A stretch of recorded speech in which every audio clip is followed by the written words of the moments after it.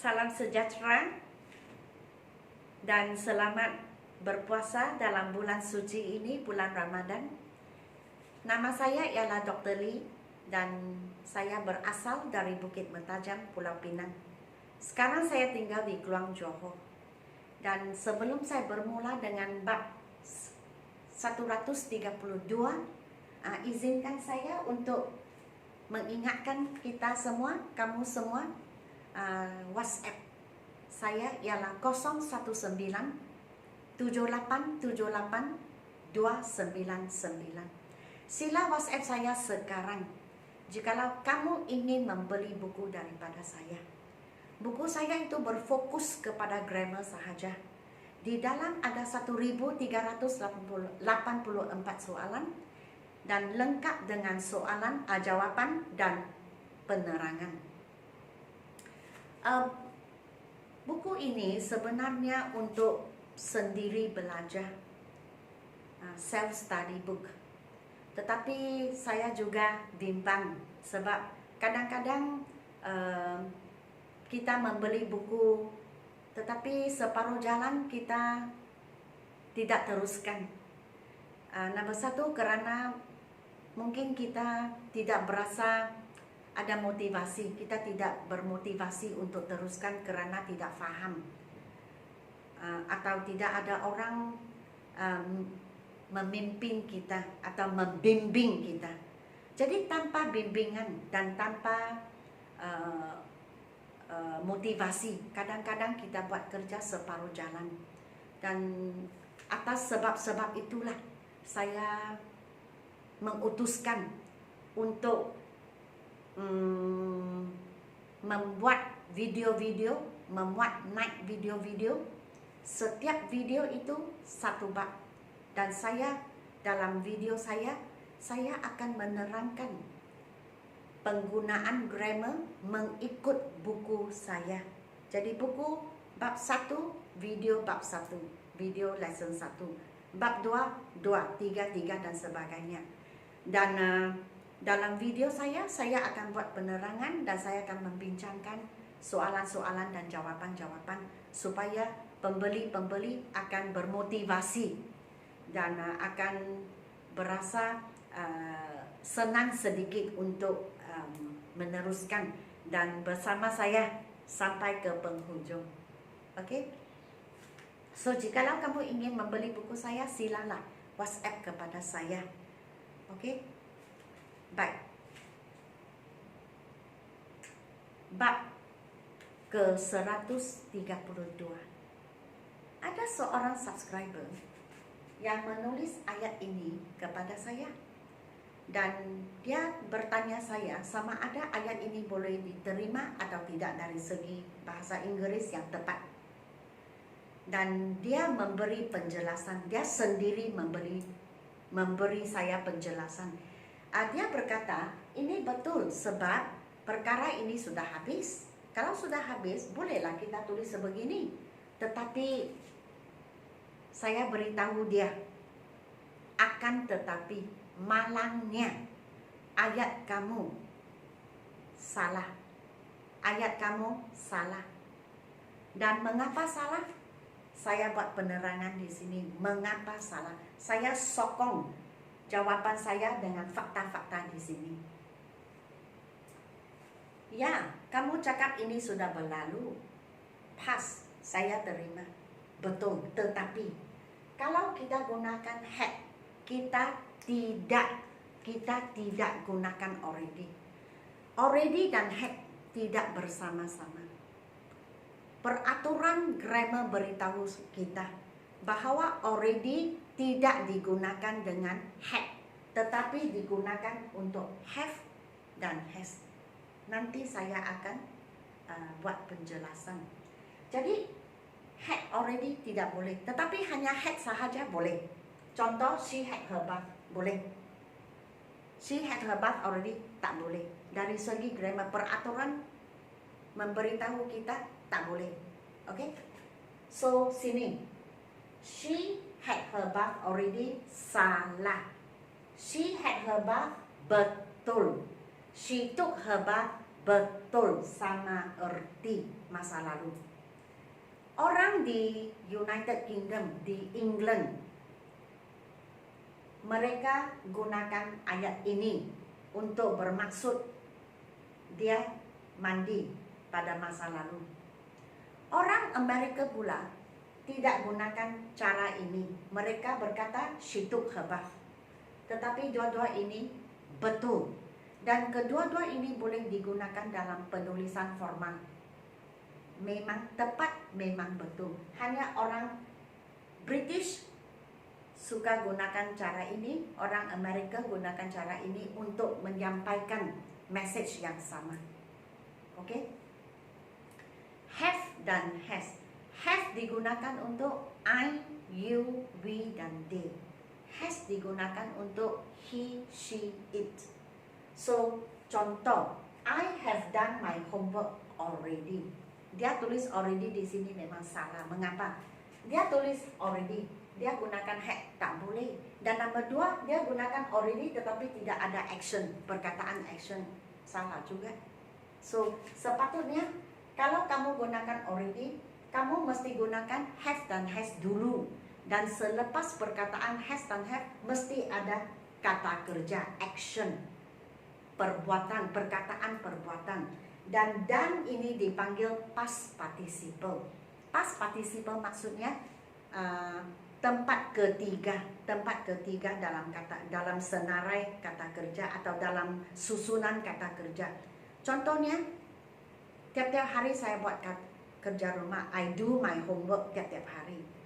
Kemarin I did my homework dan I have done my homework diikuti dengan already. Ini dipanggil present perfect tense. So already digunakan untuk have. I have, you have, we have, they have. Ataupun she has, he has, it has. Selepas have dan has mesti ada tambah lagi satu kata kerja. Dia tidak tambah apa-apa. Oke? So mesti tambah. Macam buat kerja rumah kah, mandi kah, tidur kah, makan kah, minum kah, mesti ada perkataan yang menunjukkan perbuatan. Selepas has dan have, barulah kita boleh gunakan already. Sebab itu, he had done his homework already pun salah juga. Sebab already tak boleh digunakan dengan had. Kita tidak kira had ada perkataan action atau tidak ada. Dia memang tidak betul. Oke?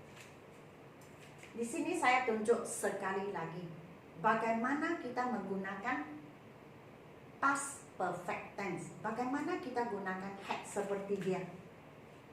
Dia ini memang salah sebab dia gunakan had, tetapi dia gunakan already. Jadi dia campur aduk lah, semua dia campur aduk. Tetapi tak boleh. Grammar itu tak boleh. Peraturannya memang ditetapkan sebegini. Jadi kita terpaksa ikutlah kalau kita ingin menguasai bahasa internasional ini. So contohnya, she had taken her bath when I came. When I came, she had taken her bath. So apabila kita gunakan when, kita boleh gunakannya di tengah-tengah ayat atau di awalan ayat. Kalau kita gunakan sebagai perkataan pertama dalam ayat, maka kita mesti simpan koma. Kalau di tengah-tengah ayat, tak payah. Dan bahagian when itu tak boleh ada had. Bahagian when itu tidak ada had. Oke? Bahagian yang seterusnya baru ada had. So, kalau saya cakap she had taken her bath when I came, apakah maksud saya? Dia sudah mandi apabila saya sampai. Jadi maksudnya apa? Maksudnya dia mandi dahulu baru saya sampai. Untuk menunjukkan dalam penulisan atau percakapan yang tepat dari segi tata bahasa, kita mesti tambah had kepada action yang pertama. Action yang seterusnya tidak ada had lagi, hanya gunakan past tense sahaja. Dan kalau kita gunakan when, dia adalah untuk dua orang yang berlainan. She, I, we, they, you, he, begitu. Bukan dua orang yang sama. Oke? Kemudian ini, bagaimana menggunakan had? Sama juga. Kita gunakan had karena ia adalah nombor satu. Perkara yang nombor satu berlaku. Perkara yang seterusnya berlaku tambah ed sahaja. So contohnya, she slept, tidur after she had taken her bath. Maksudnya apa? dia mandi selepas dia tidur selepas dia telah mandi. Maksudnya mandi nombor 1. Perbuatan yang nombor 1. Sebab itu kita tambah had. Tindakan atau perbuatan yang kedua, ketiga itu tidak tulis had lagi. After she had taken her bath, she slept. Jadi perkataan after digunakan untuk orang yang sama. Dan after sama dengan when. Dia boleh digunakan di tengah-tengah ayat atau di awalan ayat. Kalau dia digunakan di perkataan yang pertama, kita mesti ada koma. Dan bahagian after itu memang ada had. Tengok sini. Bahagian after dia ada had di dalam. Dan bahagian yang tidak berkenaan dengan after itu kita mesti gunakan past tense. Oke? Atau kita boleh gunakan contoh ayat ini. He had washed his car before you called. Boleh gunakan before. Sebelum kamu telefon, dia sudah cuci keretanya. Jadi ini menunjukkan apa? Ini menunjukkan perbuatan yang pertama dilakukan ialah mencuci kereta. Perbuatan yang kedua itu telepon. Before, dua orang yang berlainan. Dalam situasi ini. So biar saya dengan lebih jelas, saya buat satu cerita. Pada masa yang sudah lalu, saya buat 2 perkara. Perkara yang pertama, saya mencuci tangan atau membasuh tangan. Perkara yang kedua, saya makan sedikit makanan. Jadi sekarang saya ingin gabung 2 ayat menjadi 1. Jadi bagaimana? Orang sama. Tengok, kalau orangnya sama, she, kita gunakan after. Jadi contoh, after I had washed my hands, I ate some food. Kalau kita mula dengan after, kita mesti ada koma. Kalau kita guna after, orangnya sama. Dan kita gunakan had sebab ia adalah perkara yang pertama berlaku. Sebab itu kita tambah had. I ate some food after I had washed my hands. Sama erti. After digunakan untuk orang yang sama. Kalau kita guna after, kita boleh gunakan dia di tengah-tengah ayat tetapi tidak ada koma. Kalau di awalan ayat baru ada koma. After digunakan untuk orang yang sama. I. Dan kita tambah had sebab ini adalah perkara yang pertama berlaku terlebih dahulu. Dan bahagian after itu kita boleh nampak had.